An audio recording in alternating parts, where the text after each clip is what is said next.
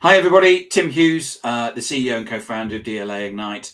Welcome, everybody. And today I've got Peggy Budd. Peggy, I can't remember if this is the second or third time that you've been on. Third, is it? Well, welcome back, because you may even be the first person to be back on for a third time. Oh my goodness, I'm touched. Thank you so much for being so educational and entertaining. Otherwise, I wouldn't have you back. Thank you. So Peggy, we're talking about your new book, Conversations Lead to Consensus, building a high-performing team on one conversation at a time.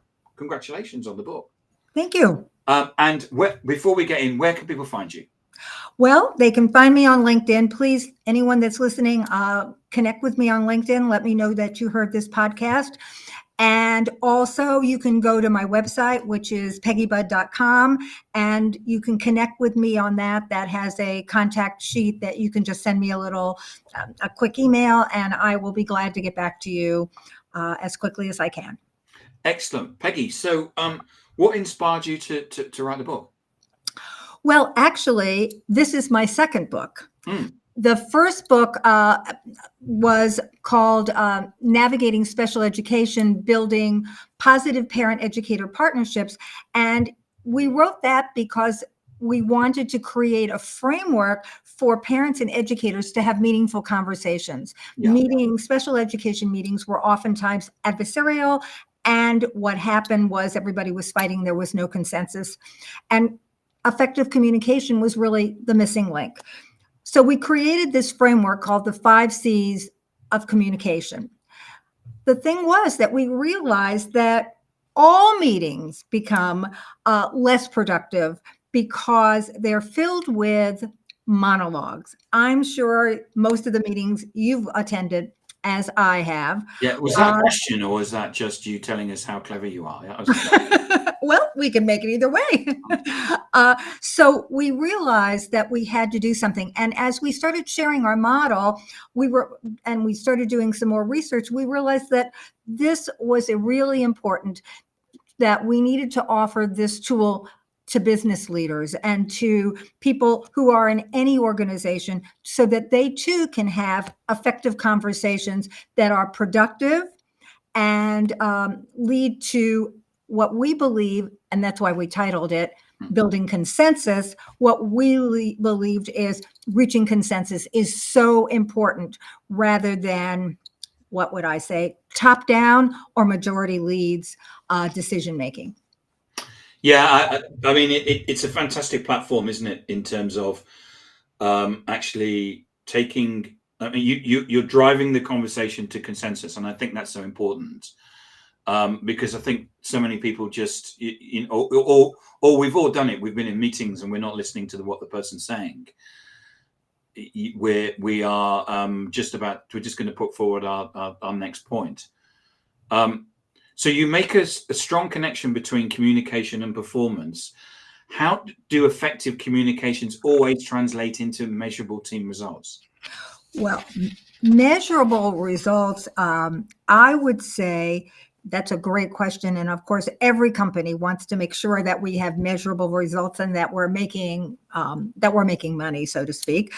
And I would say that what happens is we have to be aligned with the people on the team and have a shared vision. And that's where things get bogged down, and where this model helps, because through these conversations that are meaningful, we start to unpack and realize, what do we have in common? Meaning, what are the goals that we are searching for? And that will then lead to something that is measurable. So if we have an aligned purpose, and that inspires us to do more action, and when we're doing action, obviously we're going to be more successful. And that means that that's the foundation for being accountable, because we know what we're doing, and that leads to measurable success. Does that make sense? Yeah, it does. Yes. And I mean, the key thing is that you've come up with a framework, haven't you? In Yes. terms of how people can actually, frameworks help people in terms of having a process.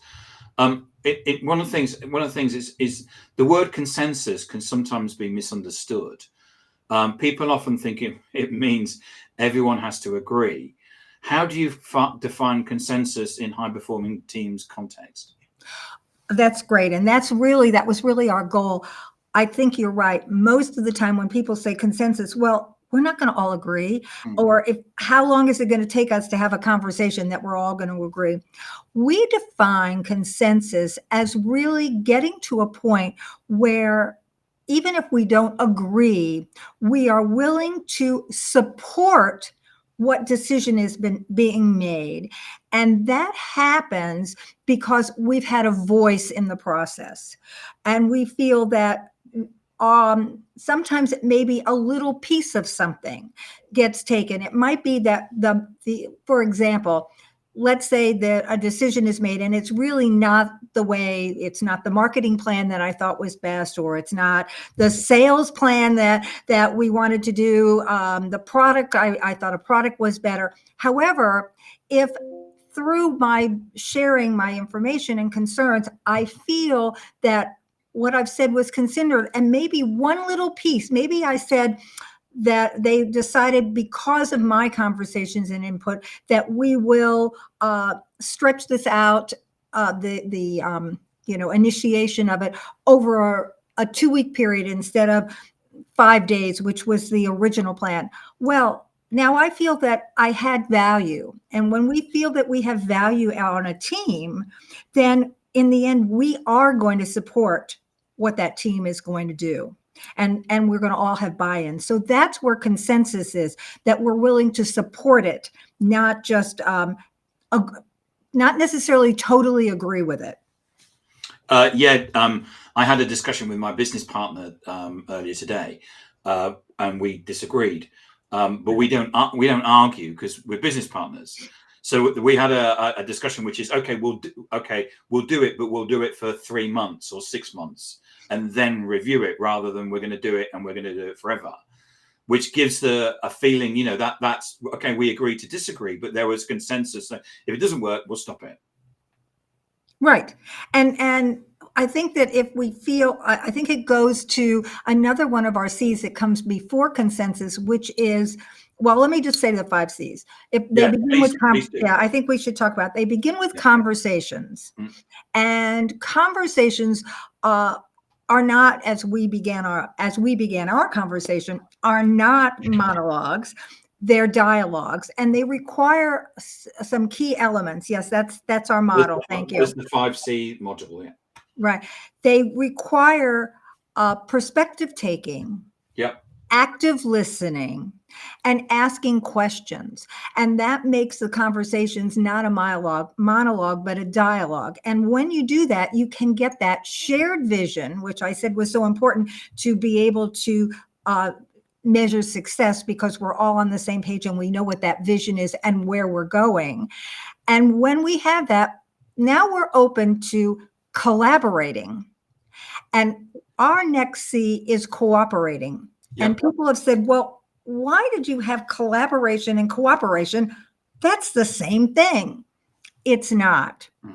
In the way we view it, and my writing partner is Tamara Jacobson, and she and I have had lots of conversations about this.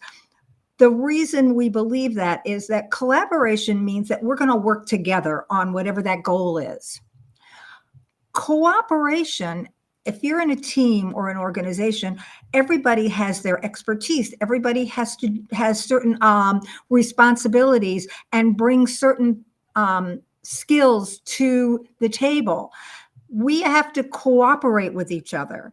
We have to, I might need the financial information, and you've got to give it to me in order for me to make a meaningful marketing plan or sales plan. So we have to all work together. So we have to collaborate, work together, and we have to cooperate and support each other. And then there's that, as you talked about, that disagreement, that hiccup in the road. Well, we believe that obviously we have to compromise. We all say that. However, when most people hear it, it's like nails on the chalkboard, and they go, compromise. What am I going to have to give up in order to make this work?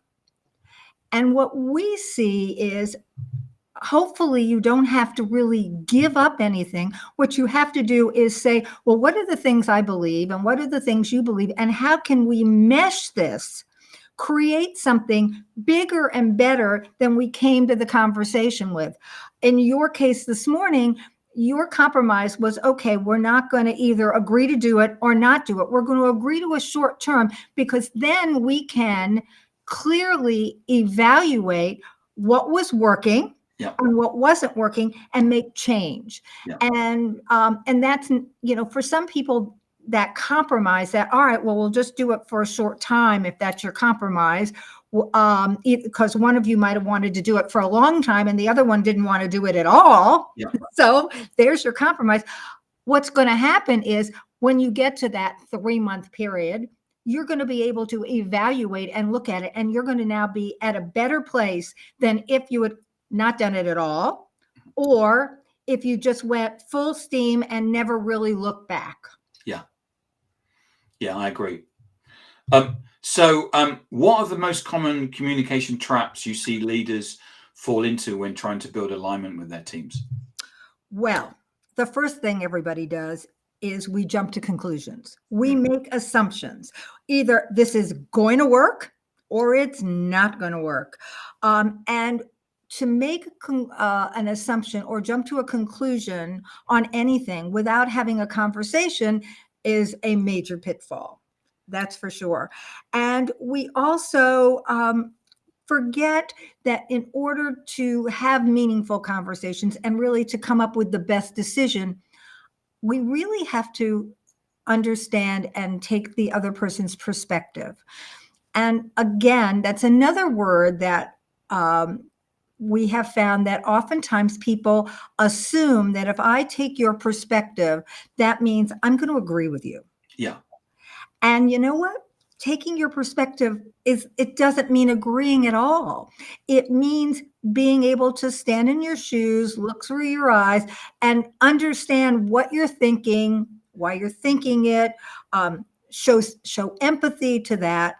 And then we can have a conversation. If I can understand what you're thinking and you can understand what I'm thinking, then we can move forward. And that's really what too often people do. And I think another pitfall, especially like if you're dealing with multiple teams, cross organizational teams, and you're trying to do this, I think people avoid having difficult conversations. Yes. Well, we'll just put that on the back burner. How many times have you? Well, we'll just put that on the back burner. That is a pitfall, because now we're not. It's always like the elephant in the room. We're not able to have those meaningful conversations, and therefore we're not going to be able to move forward. And I think another thing that I think is a pitfall is time becomes the pitfall. We're having a meeting. We have this amount of time. We have to get through it. So what happens? We don't have conversations and we don't ask questions. And when we're not asking questions, then we're not really having meaningful conversations, and we're not really getting to the heart of whatever is there. It's back to those monologues. We'll just each tell our point and then vote on it. And now we move forward. And I think that sets you up for things that are less successful, maybe even a disaster, but I don't want to be so extreme. So at least it's not going to be ideal. For someone leading a new or a fractured team, what's the first conversational step that they should take in start building trust and consensus? If you're leading a fractured team, a new team, I think you have to be a good listener. I think listening is key to everything. And if we're not listening, I think the problem is people think about listening, hearing, and active listening as synonyms. Mhm. And they use them interchangeably and don't really understand the difference. And I think if you're starting a new team, if you create that culture of we are really going to listen to each other I think that that can really make a big difference in how the team works, because now everybody, as I said at the beginning, feels heard and valued. And so I think that teaching listening is also something that many leaders don't do, because they just say, well, we're going to all listen to each other. And that's not really what is, what I think is really happening. Yeah. So, no, I was just going to say, and I guess that when you're listening, that means you're going to be honest and you're going to be transparent. And by listening, you're going to find that shared vision, right? And that's really what it's all about. Yeah. So leading on from that, you talk about the difference between hearing and understanding. What techniques can leaders use to make sure their messages are truly landing with their people? Well, I think that it's active listening. And I think that learning the active listening strategies, or Yeah. what that really means, is key. So the first thing we have to remember is to take the words yes, but, and leave them at the door, because that just shuts down a conversation. All people do is say, oh, yes, but, and then it's like I negated everything I've said up until the word but, and now you listen to me because this is what I want to say. And so that's an important strategy.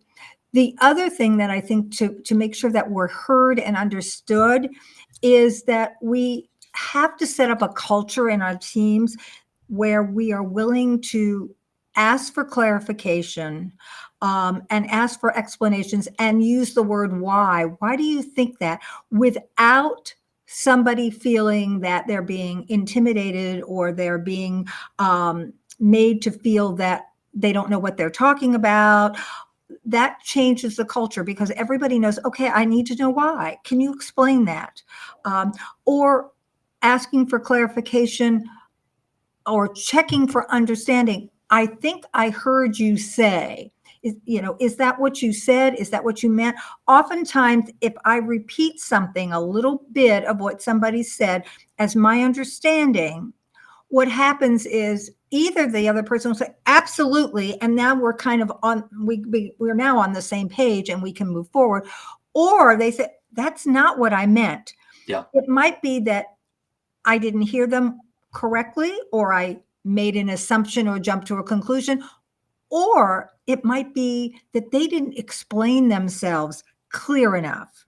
In either case, that will change the trajectory of that conversation, and now we can move forward. So one of the things I'm always interested in is we work in a hybrid world. There's so much communication happens through screens. How can teams maintain the same depth and quality of conversation? Such a great question. I know when COVID first happened, I was doing online training for You came on leaders. here to tell people how to use. Right, because they didn't understand. First of all, I think one of the biggest problems is many leaders, I consider them to be transactional leaders. And when you're on a screen, everything has to be transformational. We have to have conversations. We have to understand each other. Though that's just key. And if that's not your leadership style, and it's just to tell everybody, then that virtually that's going to break down. Another thing that's so important is that camera. I'm working hard to look into my camera and not look at you. Right now, I'm looking at you. I know that you feel like I'm not looking at you because I'm looking at you. And people have to change that mindset. I mean, I offer, say, put a little Post-it next to your camera, or put something there to remind you to look into the camera. It's the only way people feel that you're connected. Also, when you're speaking virtually, your body language, which is always important, is heightened, because I've got this little screen. You don't see all of me. However, if when I'm listening, I lean back in my chair while you're talking like this, you don't feel I'm connecting. If I'm sitting up and looking in and leaning in, those are just things that we just assume, well, I'm in my home. That's why people thought they didn't care how they dressed. They didn't care what their background was, because I'm at home. Well, it does matter. And in a hybrid world, we have to take those meetings as seriously as if we were face to face or in person. And the other thing, whether it's in person or face to face, remembering to speak slowly and to communicate with bullet points. I would say in person, if we're not doing it, you can lean over, you can say, what did you say? You can ask for more clarification. When you're doing it virtually and you're going from screen to screen, it's harder. So if you slow yourself down to begin with, and you ask for clarification, so then you don't have to worry about that breakdown in communication. You know, oh, these are the 3 points. And also doing like there's 3 points and, 1, 2, 3, use your hands, use things, but make sure that they're up into the screen. If I'm using my hands now, you don't even know it. Peggy, thank you so much for coming on and talking about your new book, your second book as well. Conversations Lead to Consensus, Building a High-Performing Team, One Conversation at a Time. If we wanted to get, sorry? No, I just wanted to say, and I would like everybody to remember that meaningful conversations are going to turn meetings from time spent to value created. How's that for? Excellent, excellent. So if we wanted to buy a copy of this, where could we get one from? Amazon. Amazon. Get it on Amazon. And Peggy, remind people where they can get hold of you. Please, you can again reach me through LinkedIn, or and it's just Peggy Bud or peggybud.com. And I'd love to hear from you. I'd love to help you with our model. I'd love to help you in anything related to communication, because that's what I do. I help people be effective communicators and have meaningful and productive conversations. Excellent. Thank you. Thank you so much. Thank you so much for coming on and sharing your expertise. I really appreciate it. Thank you.